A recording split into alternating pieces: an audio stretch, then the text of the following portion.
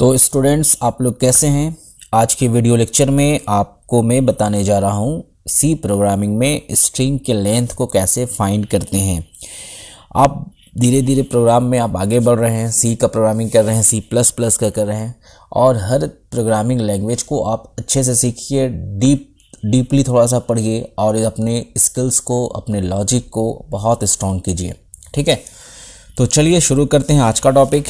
आज आपको निकालना है how to find the length of string. किसी भी स्ट्रिंग का सी में या सी प्लस प्लस में लेंथ कैसे फाइंड करेंगे। ओके, फॉर एग्जाम्पल अगर आप कोई स्ट्रिंग लेते, एग्जाम्पल जैसे यहाँ पे एक स्ट्रिंग में हमने एक वैल्यू डाटा ले लिया, जैसे हमने यहाँ डाल दिया कंप्यूटर। तो कंप्यूटर में आप देखें how many characters are there. Computer में टोटल कितने कैरेक्टर्स हैं? 2, 4 and 2, 6 and 8। दैट मीन्स इसका जो लेंथ हो जाएगा वो हो जाएगा 8।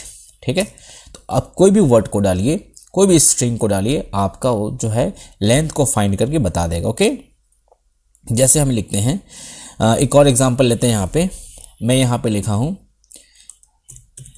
अकरम खान। अब यहाँ पे काउंट करते हैं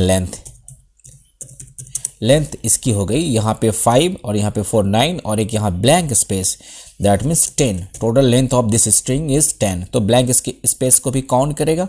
तो आपने एक ऐसा प्रोग्राम बनाना जहाँ पे आप कोई भी स्ट्रिंग को डाले, कोई वर्ड को डाले, उसकी जो है नंबर ऑफ कैरेक्टर्स को काउंट करके आपको बता दे। तो चलिए हम एडिटर की तरफ चलते हैं। एडिटर में आप हैं यहाँ पे टर्बो सी के एडिटर में। सबसे पहले आपको ये जानना है कि स्ट्रिंग के लेंथ को आप दो तरीके से फाइंड कर सकते हैं। एक आप जो है फंक्शन का यूज़ कर सकते हैं, स्ट्रिंग लेंथ जो फंक्शन होती है उसका यूज़ करेंगे, और दूसरा जो बिना फंक्शन का यूज़ करके आप स्ट्रिंग के लेंथ को फाइंड कर सकते हैं। ओके, तो सबसे पहले यहाँ पे वर्ड मेन हमने लिखा, यहाँ कर्ली ब्रेसेस ओपन करा हमने। खैर यहाँ पे हम ले लेते हैं स्ट्रिंग, इसकी साइज डिफाइन कीजिए और यहाँ पे सेमीकोलन हमने दिया। इंट हमने ले लिया आई लूप चलाने के लिए, और एक काउंट करने के लिए हमने वेरिएबल ले लिया। काउंट में हमने क्या डाल दिया? 0। ठीक है, ध्यान से।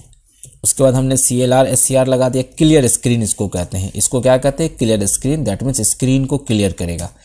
अब एक मैसेज को प्रिंट कराया जाए। मैसेज ये होगा, यहाँ पे /n दे देता हूँ पहले, /n ताकि नीचे थोड़ा दिखे। इंटर अ स्ट्रिंग, ये मैसेज आपने प्रिंट कराया। उसके बाद आपको डालना है स्ट्रिंग। तो स्ट्रिंग जब डालेंगे तो हम इसको स्टोर कराएंगे स्कैनफ। ठीक है, स्पेलिंग आप चेक कर लें।